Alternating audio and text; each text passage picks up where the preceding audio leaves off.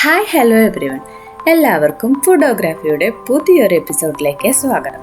അപ്പം നമ്മളിന്ന് ട്രൈ ചെയ്ത് നോക്കാൻ പോകുന്നത് സദ്യയിലൊക്കെ കാണുന്ന സദ്യ സ്പെഷ്യലായിട്ടുള്ള കുറുക്ക് കാളനാണ്. അപ്പോൾ കുറുക്ക് കാളൻ എങ്ങനെയാണ് ഉണ്ടാക്കുകയെന്ന് നോക്കാം. അപ്പോൾ കുറുക്ക് കാളൻ എല്ലാവരും ചേന വെച്ചിട്ടും നേന്ത്രക്കായ വെച്ചിട്ടും ഒക്കെ ഉണ്ടാക്കാറുണ്ട്. അപ്പം ഞാനിവിടെ നേന്ത്രക്കായ വെച്ചിട്ടുള്ള കുറുക്ക് കാളനാണ് കാണിക്കുന്നത്. അപ്പോൾ എങ്ങനെയാണ് കുറുക്ക് കാളൻ ഉണ്ടാക്കുകയെന്ന് നോക്കാം. അപ്പോൾ അതിന് വേണ്ടിയിട്ട് ഞാനിവിടെ നേന്ത്രക്കായ കഴുകി വൃത്തിയാക്കി കഷ്ണങ്ങളാക്കി അരിഞ്ഞു വെച്ചിട്ടുണ്ട്. അപ്പം ഞാനിത് ഈ ഒരു തിക്നെസ്സിലാണ് കഷ്ണങ്ങൾ അരിഞ്ഞു വെച്ചിട്ടുള്ളത്. അത് ഞാൻ അല്പം മഞ്ഞൾപ്പൊടി ഇട്ടുള്ള വെള്ളത്തിലേക്ക് ഇട്ട് വെച്ചിരിക്കുകയാണ്.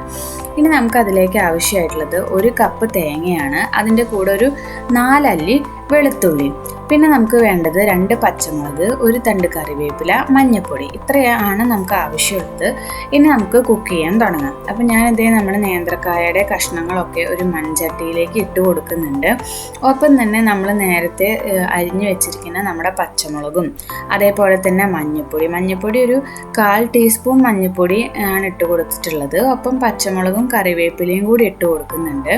ഇനി നമുക്ക് അതിലേക്ക് ആവശ്യത്തിനുള്ള വെള്ളം ഒഴിച്ചു കൊടുക്കാം.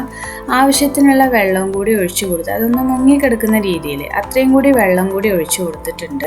ഇനി അതിലേക്ക് ആവശ്യത്തിനുള്ള ഉപ്പാണ് ചേർത്ത് കൊടുക്കുന്നത്. അപ്പോൾ ഉപ്പും കൂടി ഇട്ട് കൊടുത്തിട്ട് നല്ല പോലെ ഒന്ന് മിക്സ് ചെയ്തെടുക്കണം. ഇനി നമുക്കതൊന്ന് വേവിച്ചെടുക്കുകയാണ് വേണ്ടത്. അപ്പം ഞാനിവിടെ മൺചട്ടിയിലാണ് വേവിച്ചെടുക്കുന്നത്. നിങ്ങൾക്ക് കുറച്ചും കൂടി എളുപ്പത്തിൽ കുക്കറിൽ വേണമെങ്കിലും ചെയ്തെടുക്കാവുന്നതാണ്. അപ്പോൾ കുക്കറിലാകുമ്പോൾ 1 വിസിൽ മതി. 1 വിസിലുകൊണ്ട് തന്നെ നമുക്ക് കായൊക്കെ പെട്ടെന്ന് വെന്ത് കിട്ടും. അപ്പോൾ മൺചട്ടി ആകുമ്പോൾ കുറച്ച് സമയം എടുക്കുന്നു മാത്രം. അപ്പോൾ നല്ലപോലെ ഒന്ന് മിക്സ് ചെയ്ത് ഞാൻ മൂടി വെക്കുന്നുണ്ട്. ഇനി കായ നല്ലപോലെ ഒന്ന് വെന്ത് കിട്ടണം. ആ സമയം കൊണ്ട് നമുക്ക് നാളികേരം അരച്ചെടുക്കാം.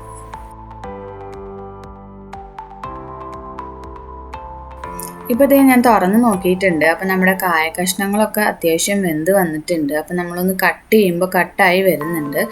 അപ്പോൾ നമ്മുടെ കായ ഒക്കെ റെഡി ആയിട്ടുണ്ട്. ഇനി നമ്മളിതിലേക്ക് നല്ല കട്ട തൈരാണ് ചേർത്ത് കൊടുക്കുന്നത്. പുളിക്ക് ആവശ്യത്തിനുള്ള തൈര്. അപ്പം ഞാൻ ആദ്യം 2 ടേബിൾ സ്പൂൺ തൈരാണ് ചേർത്ത് കൊടുക്കുന്നത്. അതിനുശേഷം നമുക്ക് പുളിയൊക്കെ നോക്കിയിട്ട് പിന്നെ ആവശ്യമുണ്ടെങ്കിൽ എന്ത് ചെയ്യാം, തൈര് ആഡ് ചെയ്ത് കൊടുക്കാം. അപ്പോൾ തൈര് ആഡ് ചെയ്തിട്ട് നല്ലപോലെ ഒന്ന് മിക്സ് ചെയ്തതിന് ശേഷം നമ്മൾ നേരത്തെ അരച്ച് വെച്ചിരിക്കുന്ന നമ്മുടെ തേങ്ങ അതിലേക്ക് ചേർത്ത് കൊടുക്കുകയാണ്. വെളുത്തുള്ളി ചേർത്താണ് നമ്മൾ തേങ്ങ അരച്ച് വെച്ചിട്ടുള്ളത്. അപ്പം അധികം വെണ്ണ പോലെ അരയരുത്. കുറുക്കുകാളിന് ഒരിക്കലും വെണ്ണ പോലെ നമ്മൾ അരച്ചെടുക്കില്ല, ജസ്റ്റ് ഒന്ന് അരച്ചെടുക്കുകയുള്ളൂ.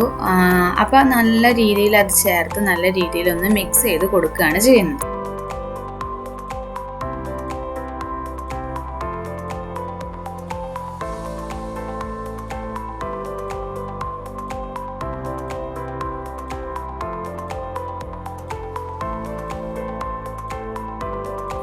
ഇനി ഞാൻ അതിലേക്ക് ഒരു 2 ടേബിൾ സ്പൂണും കൂടി തൈര് ആഡ് ചെയ്ത് കൊടുക്കുന്നുണ്ട്. പുളി കുറവായതുകൊണ്ടാണ്. അപ്പോൾ മൊത്തം ഞാനിവിടെ 4 ടേബിൾ സ്പൂൺ തൈരാണ് ആഡ് ചെയ്ത് കൊടുത്തത്. അപ്പോൾ അത്രയും ചേർത്തിട്ട് നല്ല പോലെ ഒന്ന് തിളയ്ക്കാൻ വെക്കണം.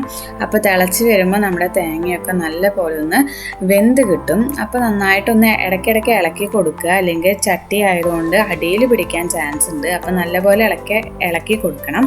ഇനി അതിലത്തെ ആ എക്സ്ട്രാ ഉള്ള വെള്ളമൊക്കെ ഒന്ന് വറ്റിച്ചെടുക്കാം. അപ്പോൾ കുറുക്ക് കാളൻ എന്ന് പറയുമ്പോൾ നമുക്ക് എപ്പോഴും അറിയാം ഒരു തിക്ക് ഗ്രേവി കൺസിസ്റ്റൻസിയിലാണ് അത് ഉണ്ടാവുക.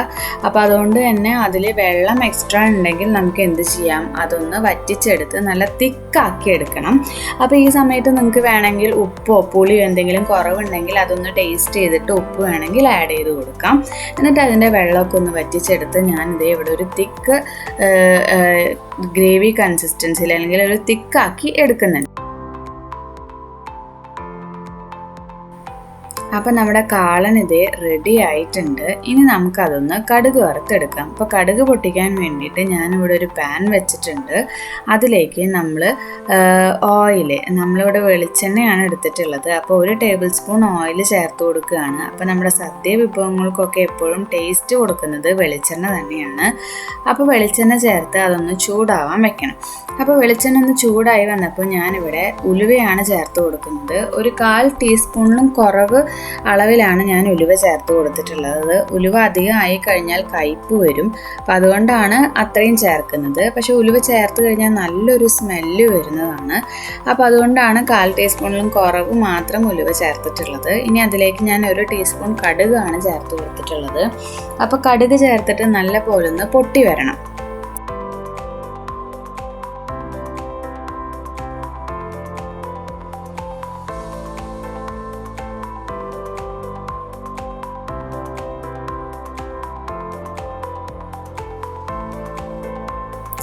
അപ്പോൾ കടുകൊക്കെ പൊട്ടി വന്നപ്പോൾ ഞാനതിലേക്ക് ഒരു 2-3 വറ്റൽമുളക് ഒന്ന് കീറി ഇട്ട് കൊടുത്തിട്ടുണ്ട്. ഒപ്പം തന്നെ ഒരു തണ്ട് കറിവേപ്പിലയും അത്രയും ഇട്ട് നല്ല പോലെ ഒന്ന് താളിച്ചിട്ട് നമ്മൾ എന്ത് ചെയ്യാണ്, നമ്മുടെ കുറുക്ക് കാളനിലേക്ക് ഒഴിച്ചു കൊടുക്കുകയാണ് ചെയ്യുന്നത്.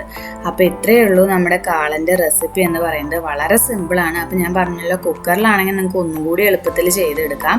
അപ്പോൾ ചട്ടി ആയതുകൊണ്ട് കുറച്ച് വെന്ത് കിട്ടാൻ കുറച്ച് ടൈം എടുക്കുന്നേ ഉള്ളൂ, പക്ഷേ വളരെ സിമ്പിളാണ്. അപ്പോൾ നിങ്ങൾ എല്ലാവരും ഒന്ന് ട്രൈ ചെയ്ത് നോക്കുക. നിങ്ങളുടെ അഭിപ്രായം കമൻറ്റ് ചെയ്യുക. ഒപ്പം തന്നെ നമ്മുടെ ചാനൽ എല്ലാവരും ലൈക്ക്, ഷെയർ, സബ്സ്ക്രൈബ് ചെയ്യുക. കൂടെ തന്നെ ബെല്ലൈക്കണും കൂടി അമർത്തുക. അപ്പോൾ എല്ലാവരും ട്രൈ ചെയ്ത് നോക്കുമെന്ന് വിശ്വസിക്കുന്നു. Okay, thank you for watching.